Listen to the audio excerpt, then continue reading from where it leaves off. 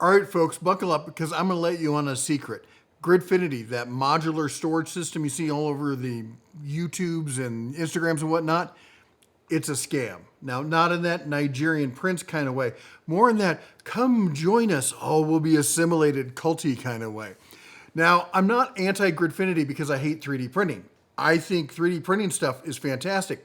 Bins and storage and accessories, all sorts of stuff. It's damn near spiritually liberating. But you don't need to buy into their quadrangle religion to get those same kind of benefits. The Gridfinity Church will preach to you of its holy triumvirate, all right? That is standardization, modularity, and compatibility. You know, standardization, everything fits in the same base plates. They're stackable, they're interchangeable. You can even put magnets in them. Modularity, mix, match bins like Legos, reconfigure whenever you want. Compatibility, grab the files online. They all fit seamlessly with your setup. Let's be honest, it sounds like a good story. It's like the real problem is the solution that it proposes. Its strengths are actually its weaknesses. The boxes that I've seen, they look great. They're designed nicely, they're functional, they're innovative, but the catch is that grid.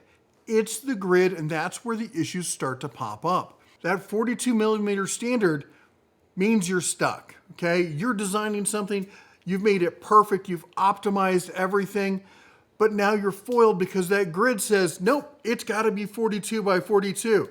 At some point, I can't make my bins any smaller based on the design. They're perfect. But now to fit the grid, 99% of the time, unless I get lucky, I have to make it bigger. Now that may not seem much, maybe 5% here, 10%, maybe 15%. Little bit at a time, it eats away at you. One drawer, bad. An entire toolbox, dude, that's a lot of wasted space there. I don't want to give up 15% of my toolbox, do you? You got odd sized tools? Too bad. That new box you designed is 46 millimeters, won't fit in the 42. Guess what? You got to make it 84.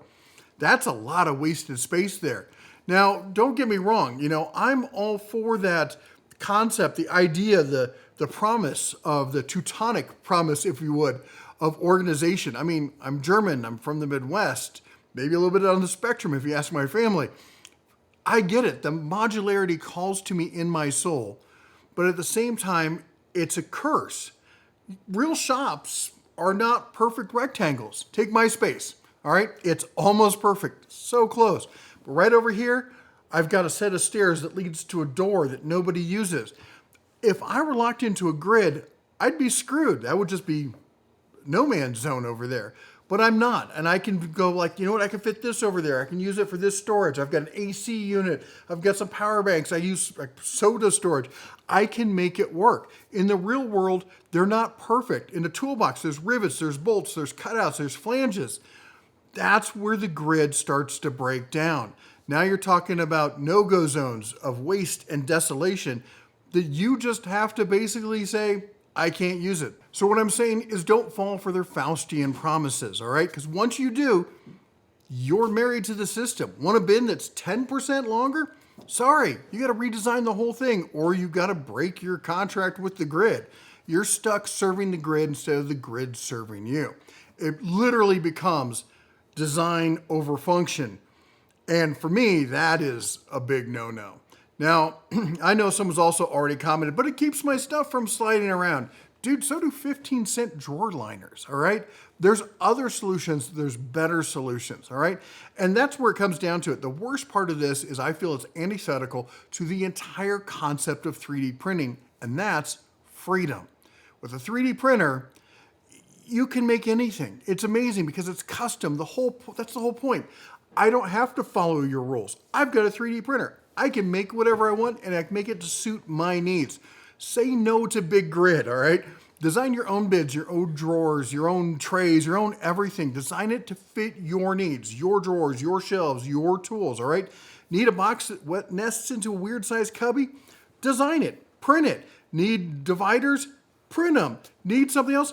Print that too. Print what you need, not what somebody else designed for their needs and their workflow. Now, before the Gridfinity cult comes for me with their 42 millimeter pitchforks, I'm not saying it's useless. I'm saying it's overhyped and people push it as a one-size-fits-all solution, and it's just not. I didn't create this video now just to bash on Gridfinity, all right? I did it to wake some people up because we've been doing a lot of designing all sorts of stuff here on the channel for all sorts of custom solutions to deal with the tools that we talk about on this channel, all right? And what it comes down to is every time I post something, somebody's like, that, you know, you screwed up. That should have been Gridfinity. Oh, you should have made this Gridfinity because somehow making this design to a 42 by 42 grid would make it better. I can't find yet a solution to a problem that Gridfinity really solves. It feels like a solution in search of a problem, and I don't think it's there yet. Prove me wrong in the comments if you want.